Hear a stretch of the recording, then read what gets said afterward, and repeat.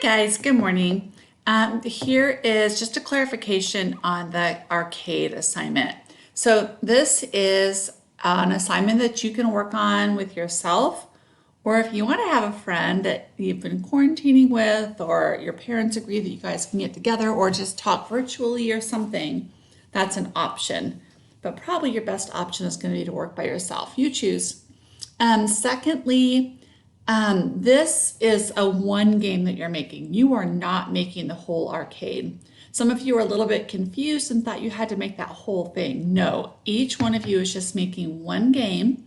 And then when we get together, you'll bring your one game to the group and everybody will play each other's game and that will make the arcade. Third, the math. You have to choose a math topic and you're going to write 10 questions.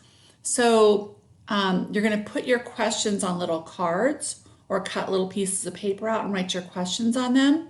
So when someone was to come up and play your game, you would hand them a question card and they would have to answer it before they were allowed to answer it correctly before they were allowed to play your game. That's why it's called a math arcade, not just a fun arcade. You have to tie it into math.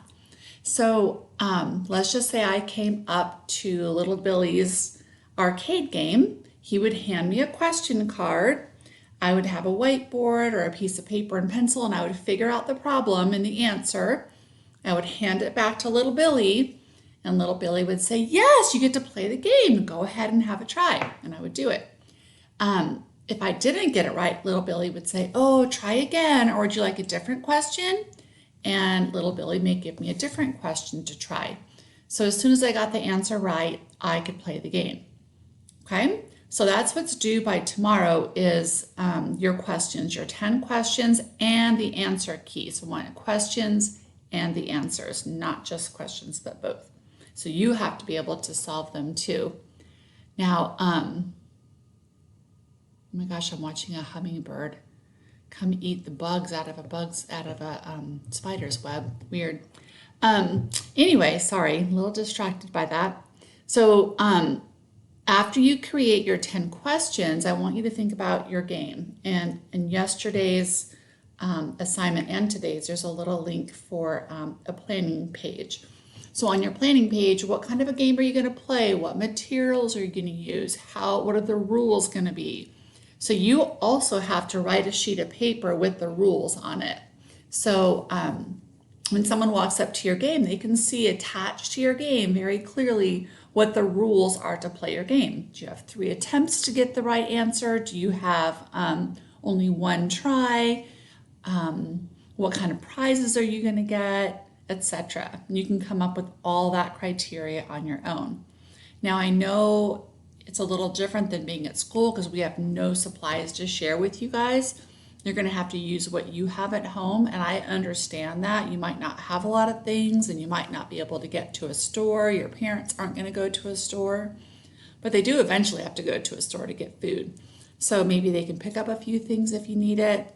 And then your final product, after you've made your game, you've written all the questions and you have the answer key, and you have a sheet with all the rules. I need to see the rule sheet. That's not due yet, so it's okay. I think the rule sheet will be due next Monday, okay? Rule sheet will be due next Monday. You have the day Monday to do it though too, so at the end of the day Monday.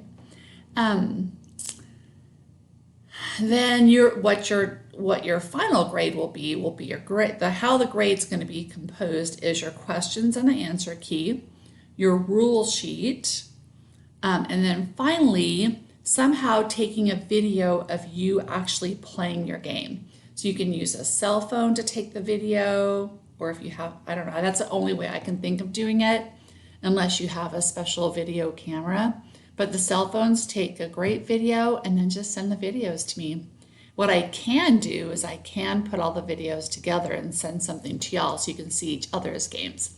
But hopefully at the end of the school year, once things have kind of cleared up a little bit, even if it's kind of at the beginning of summer, we can all meet up at the school or somewhere with our games and play each other's games. That's what we're hoping we can do. Again, Miss Morgan's class is doing it.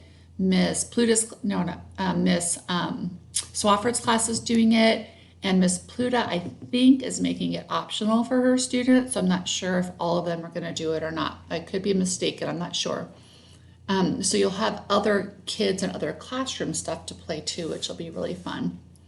All right, let me know if you have any questions. Again, I won't be around to answer anything probably for the rest of the week, maybe on Thursday, depending how things go. Let's hope on Thursday that I'm wanting to get on and answer questions. But I miss you guys so much, and good luck, and I hope you have fun with this. I hope you enjoy doing it. I know it's one of my favorite things to do at the end of 5th grade. All right, love y'all.